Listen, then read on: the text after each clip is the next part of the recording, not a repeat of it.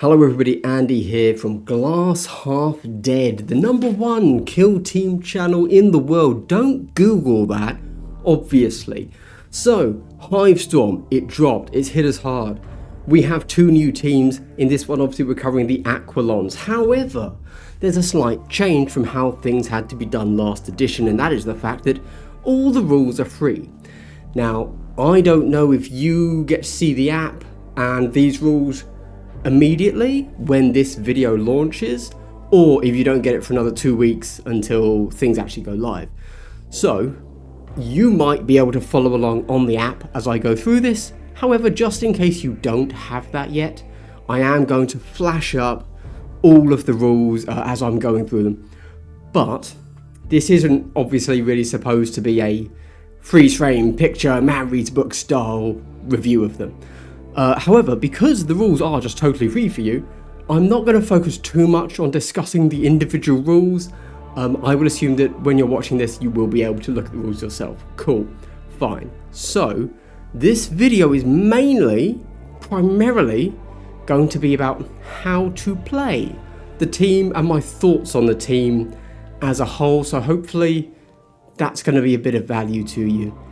So if you do have these rules and you've read through them already, you can skip to the second half of this video. However, if you haven't read these rules already, hang around and I'm just gonna bullet point what all of their rules mean and go through them nice and quickly. However, obviously, before we get into that, we have to give a subscriber only benefit, and that benefit from me to you is a big double hello.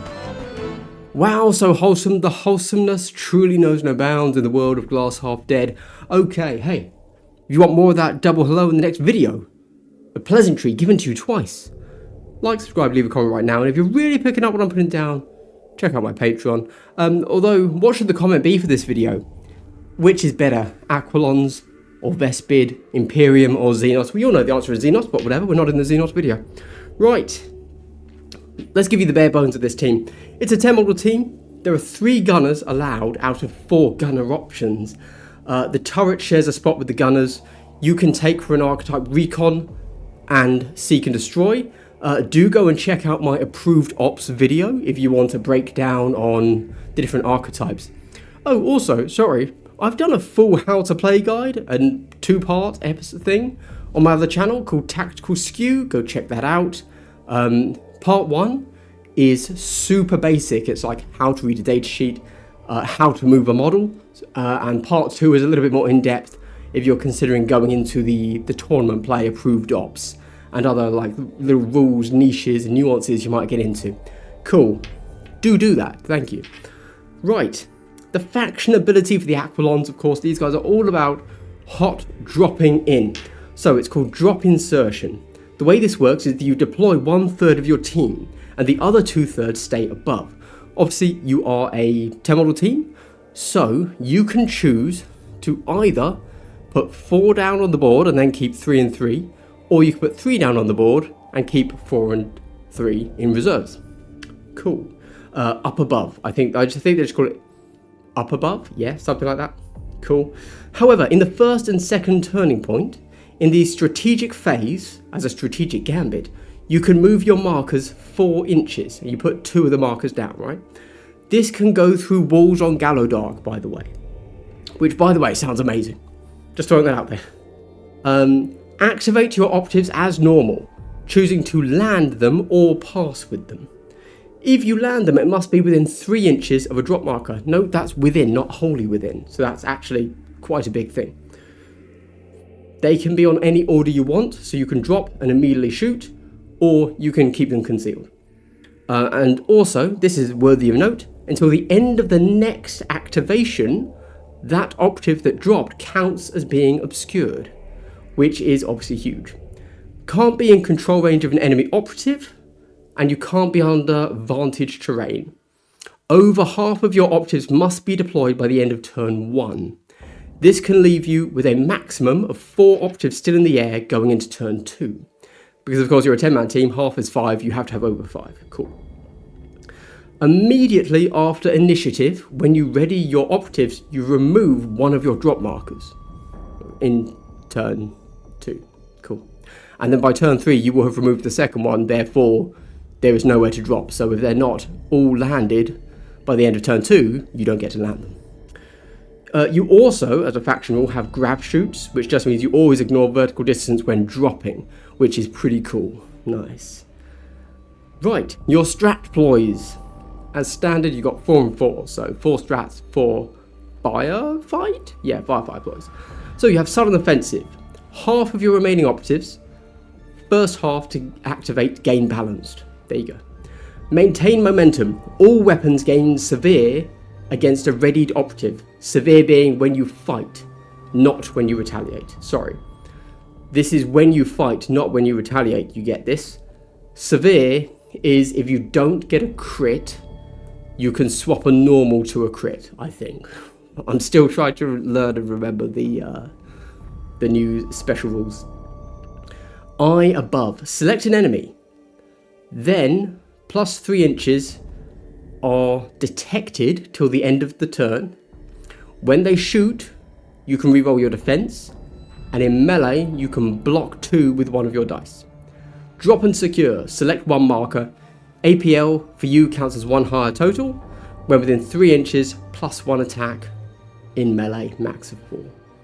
That's it, nice and simple. Over to firefight points. Again, we're smashing through this. Hot drop. After rolling attack dice when landed within 6 inches of an enemy, you get relentless. Adjust coordinates. Landed within 5 inches of drop marker. You can't dash, shoot or fight. Tempestus Exemplars. Pick up, drop or mission action for -1 AP. Can't be used on the servo or the leader. Servo turret, to clarify. Progena. Heal 2d3. Ignore APL change. And again, not the turret. That's it. Simple. Over to equipment. So, Tempestus Daggers. These are attack 3, hit 4, damage 3, 4. What this means is that you are +1 damage over fists. So, you don't get more dice, so you're still only attack 3. So it's like, maybe. I don't know. This would be the thing that you don't take if you don't want to take all faction equipment. Combat stims. Ignore the move stat change from injured. Drop augury once. You can move a drop marker 4 inches, but it can't end closer to the enemy drop zone. So you get a horizontal or backwards move. Remote Overseer, you can use it once. Reroll initiative. Initiative's rerolls are amazing. You should probably take that. Okay, let's go through the operatives. Again, you can see them on screen, and you probably have this yourself. I'm not going to go over everything, but note here you are APL 3, and you have Tempestus Veteran, which is once. You can perform a free firefight ploy or reroll, but you must target yourself. You also have support, which is +1 APL within 6 inches, not the turret. Support here is just kind of comms. That's the comms ability, but it's called support. You've got the Grenadier. You can frag, crack, smoke, stun without using your limited supply. Do note that you have to have the supply to use it. So you only get to use those if you've taken it as equipment. You are also +1 to hit when you use these grenades. All these grenades are now 4-ups to hit. You're going to be 3-up. As we know, the 3-up grenade is really good. You still need to take grenades to use them. Yep. Melter Bomb is 3-inch range, 5-6. Heavy reposition, which means you can move 6 inches still. Piercing 2, very nice. Limited 1. Gunfighter. So you're a bolter that hits on 4s, but you can shoot 2 valid targets. There you go. That's what that means. An enemy op within 8-inch shoots, and then after they've shot, this operative shoots them, but only rolls as many dice as the enemy missed with +1 to a max of 4.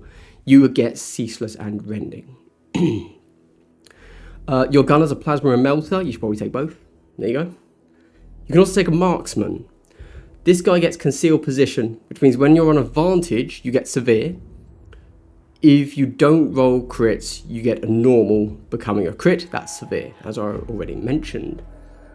You get Precursor. Resolve 2 attacks on first attack. You could drop into melee, a free dash after shoot or fight, and if after charge, only use remaining distance of charge to a max of 3 inches. It makes sense, read the rule, don't worry. The Servo Sentry, so you can move 4 inches, you get a save of a 3-up, and you get 10 wounds. You could take a Flamer, a Grenade Launcher, or the Hotshot Valley Girl. It's a machine. It can only use dash, fallback, reposition, shoot. Has no melee at all, you can't even retaliate. But you can shoot twice and you're on a 40mm base, do note. Then you get the regular troopers. So you have rapid insertion, which is in the first strategic phase. You can reposition as long as you end in 3 inches of the drop zone. You have swift landing, which means when landing, set up within 4 inches of the drop marker instead of 3 inches. Both of which are good. We don't yet know which one will be more effective. However, just from looking at the team, I suspect what you're going to end up doing is using your 4 troopers to stay on the line, on the board for your deployment, and all of your specialists go to hot drop, and they will be what you drop down. Right. How do you play them? Good question. This is a new edition with a lot of teams getting rebalanced. So, to be honest, anyone pretending they are giving you sound tactical advice with this team, or that they have solved this team, is a bit funny in the head, or just tends to talk bullshit. So, this isn't me telling you how to play this team to their maximum effectiveness. That would obviously be dumb. However, how this team works is actually very clear. And I'm going to be a little bit bleak here with you guys, sorry, but it is your standard 10-man human team, and they are going to be good or bad depending on 2 things. Your opponent's faction and your opponent's familiarity with this team. I think the Aquilons are a super cool team, to be clear. I love the Scion vibe. I think they've got a really cool main ability with the hot drop. But this is the ultimate one-trick pony team. And I think they're going to cause a few feels bads for people's first few games, but then they will become figured out and people will drop, that's a pun, clap for me, thank you, this team quickly. The Aquilons do one thing, and if your opponent knows what they do, they can avoid it. Or the opposing team gets countered hard by the one thing you can do, and you're basically guaranteed the win. Kill Team is a highly tactical game, and it gets its variety by going wide, not deep. If you don't like the Aquilons, you're supposed to buy a different team, not buy a second squad and kit it out differently, like you do in 40k. Or play a different sub-faction to swap the hot drop ability for the vehicle insertion ability, right? That's how 40k works. So, Aquilons are balanced on a knife edge by the designers, focused entirely on the concept of how good is an enemy that you can't fight until turn 2. That's what Aquilons do. You get it. What being balanced on a knife edge actually means is that some factions won't be able to handle them and some will. If your opponent knows your hot drop ability and just marks out on the board your maximum threat range and doesn't let you alpha them, then you probably lose. Or at least handles your turn 2 drops correctly. So elites seed you the board and then blitz you with 2 kills and activation turn 3, while hordes give you bait to alpha strike and then make good trades on the out activations, leaving you crippled turn 3. Or they can't do that because the team and their hot drop allows them to drop deep enough turn 2 to cover too much of the board that even if they seed you the board and take no losses, you win on objectives. It's a one-trick team whose trick is a form of deployment shenanigan. Something that historically is too strong in Kill Team. So we get to the Princess Bride Iocane Powder scenario. They know Alpha Strikes are too powerful, so they obviously wouldn't have made a team whose entire shtick is Alpha Strike too strong, but they know they're thinking that, so they don't want to undertune the team accidentally, because if their one trick doesn't work, then the team has nothing going for it at all. And how was it balanced? Primarily focused against Vespids? Because buddy, Vespids look like an absolute top tier strength team. If Aquilons were balanced against Vespids primarily, then Aquilons are going to wreck most other teams, even if they're not as strong as Vespids, because Vespids are just blatantly strong on their datasheet with almost no drawbacks. And so to be a team that's weak on their datasheets, your shenanigans will have to be super strong to compete. So yeah, let's find out how that works, I guess. Ultimately, Games Workshop is good at fixing broken things. Nice and responsive, and the new app should in theory allow this to happen more dynamically, but if you don't like the Aquilon's one trick, then there is nothing else to this team. Play something else. However, if you think hot dropping in is super hype, then play the team because it's packed full of theme, and that theme is hot dropping. Hot dropping. Yeah, I could have made that rhyme, but I didn't. So how do you play the team? You hot drop. because that's all the team does. Apart from that, it is a team that gets some rerolls if you've spent some CP. It's 10 dudes. That's it. If you've played any kill team, you know how to play this team. They can't be shot until the end of turn 2. There's nothing else to say. If I'm honest, if I'm being a little bit negative, I think this is, although it's a really rich in theme team, I think mechanically, if you look past what is a hot drop thematically and look at what is a hot drop mechanically, I think this team's a bit boring. And I think that because of the task that the GW designers have given themselves to make this team work, I think it's going to be a bit dull. However, maybe I'm wrong, and maybe it turns out just fine. And this team has indeed managed to sit on that knife edge, which is where it needs to sit. But again, a knife edge just means that some teams will beat it no problem, some teams won't. There you go. So, hot drop in, use your rerolls, kill the enemy, or don't. Anyway, at the end of the video, I'd like to give you a end of video present, and that is a big ol' triple hello. Wow, so wholesome, because sometimes wholesomeness must come in the form of objective fact and truth. Thanks for watching to the end of the video, very genuinely. You know, just watching the whole video really helps out a small channel like mine. Do go and check out my how to plays over on Tactical Skew, that'd be great. And obviously also I've done so much content that is either already released or is releasing this week. So check all of that out. Thank you very much. Bye.